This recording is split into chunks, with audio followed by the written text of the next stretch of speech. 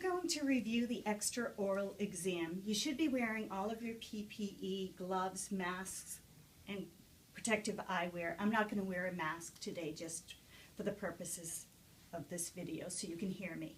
So the first thing you're going to do is you're going to take a look at your patient, and you're going to take a look at the hairline. You're going to look for symmetry in the face. You're also going to look at the pupils to make sure that there's no opacities, and also that the pupils are reactive. Then you're going to come from behind and you're going to take a look behind the ears. The ears are a very common site for squamous cell carcinoma, so you want to take a look at there. The other thing you want to do is posterior to the ear is the mastoid process. You want to take and press on that. The mastoid process contains air cells which communicate with the middle ear. And that, if this is tender, this may indicate that there's an ear infection. Okay, so the first thing we're going to do is palpate the occipital node. So luckily our patient has her hair up, but you may have to have your patient move the hair away. Occipital nodes are usually found right at the hairline. But because there is some variation, you want to also palpate above and below the hairline. So starting at the center, circular compressions all the way to the Sternocleidomastoid Muscle, above and below. Again, in health, you're not going to feel anything as far as nodes. Now we're going to go to the postauricular. Start at the superior portion of the ear, circular compressions, and be certain to get right behind that earlobe, right at that mastoid process, the anterior of that. Because if somebody has had a chronic ear infection, you may be able to palpate a node right there. After the postauricular, we're going to go to the preauricular. So just circular compressions above. Next, we're going to do the submental. Here's the mental region, so just right below, so you're going to go right under that symphysis and just palpate there. Then we're going to do the submandibular lymph nodes. They form a chain along the inferior border of the mandible. So if you're going to be palpating the patient's left side, you want to take and bring the skin over from the right. Starting on the left, you're going to grab right underneath the inferior border. You're going to slide up and then bring it down, still feeling. Again, you have to be pressing up against something hard in order to feel any nodes. And then you'll do it again on the other side. Bring the skin over, up, and then back down. Up and back down. Up and back down.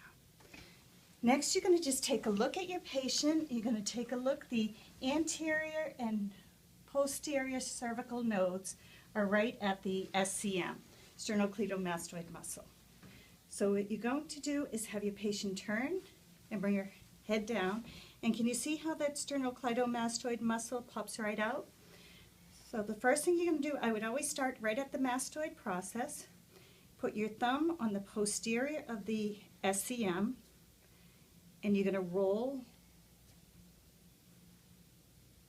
in order to feel any of those lymph nodes. Now again, notice that as I'm rolling, I'm also taking a rolling back also, so you can feel, and go all the way down to the sternum. And turn to the other way.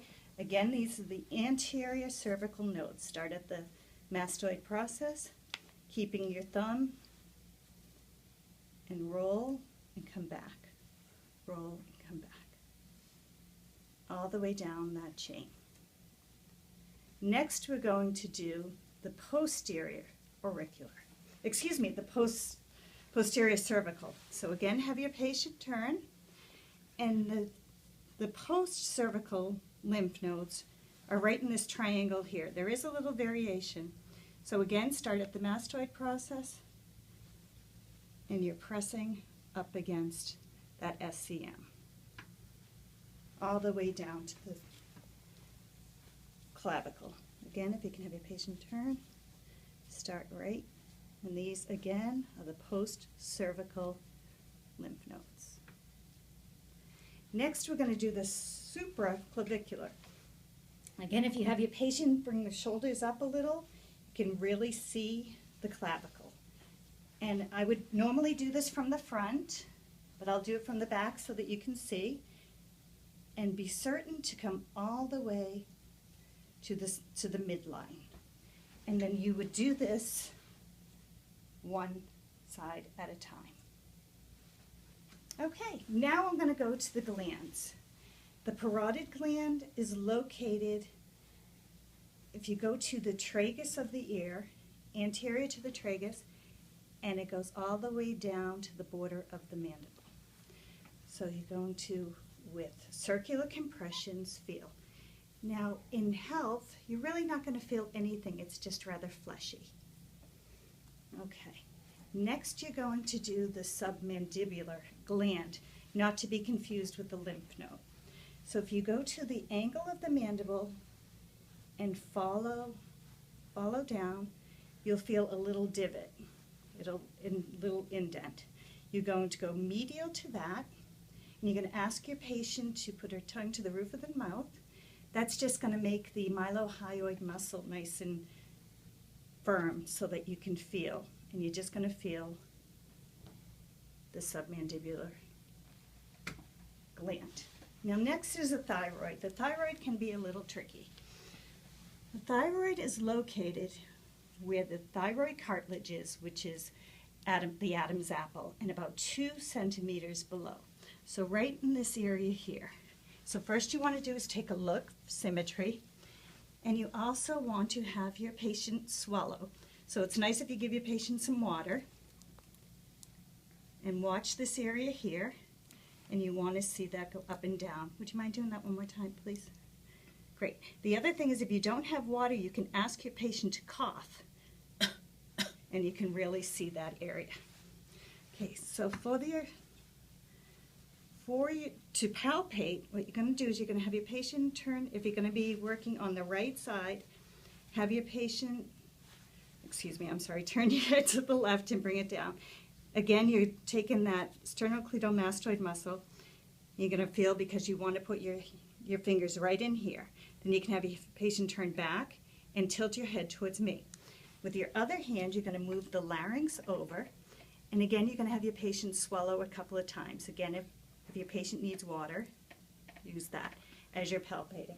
Then you're going to come to the posterior portion of the SCM, and you're going to have your patient swallow again and feel. And again, you're pushing over the larynx over. So let me show you the other side. Again, you're going to have your patient turn and bring your head down, find that SCM, and then come back, tilt your head towards the area you're working, move the larynx over, have your patient swallow as you're palpating for any nodes. Again, you shouldn't really feel anything unless it's not in health. Then you're going to go to the posterior of that SCM, and again, feeling for any possible nodes. Great, so that's the thyroid. Next is the larynx.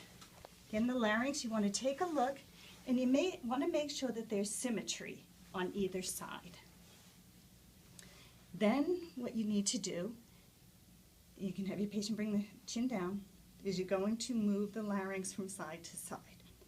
If the larynx does not move, that may indicate that there's some inflammation of the thyroid or that there's a mass. So the next thing is just again have your patient swallow as you feel that larynx. Now we're going to look at the TMJ, the temporal mandibular joint. If you go anterior to the tragus of the ear with 2 fingers, or either with just your index or your index and middle, and have your patient open, and you'll fall right in there.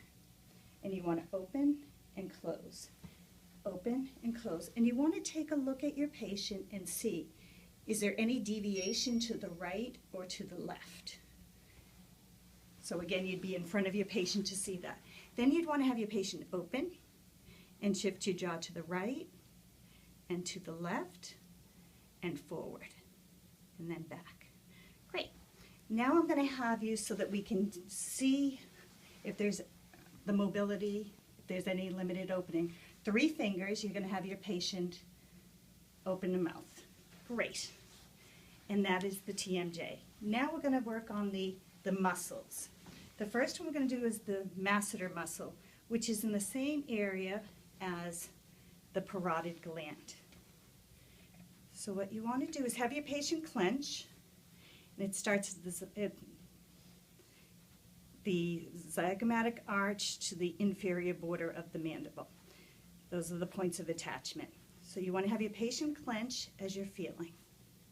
Then you want your patient to just loosen up, no longer clench, and then you want to palpate. You also want to palpate again with point of attachment right underneath that zygomatic arch, and also right at the angle of the mandible. If you go obliquely, right there. And have your patient clench again. And if somebody clenches, you may notice that there's a bit of a knot right there. Okay, so there's your Masseter muscle. Next, we're going to go to the Temporalis muscle. So again, you're going to have your patient clench so you can feel. Now that Temporalis muscle is located not only on the temporal bone, but it's also up to the parietal, and it comes back. So right in the fossa there. Then we're going to take a look at the Sternocleidomastoid muscle again. I know that we've been here before, but now we're looking at the muscle. So I'm going to have patient look down. You want to start again, sterno, so point of attachment is the sternum, the clavicle, and the mastoid process. So you want to start right at, thank you. You're going to palpate right at the point of attachment, and then you're going to go the entire length of the muscle. And again, you want to massage right at those points of attachment. Other side, and come down. You're going to massage right at the point of attachment, and then you're going to feel the entire length of that muscle. Next, you're going to just take a look at the external portion of the lips. This can tell you a lot if a patient does not close the mouth, perhaps his mouth breather, and so forth. So you're just going to take a look there, and then you're going to document your findings. Thank you.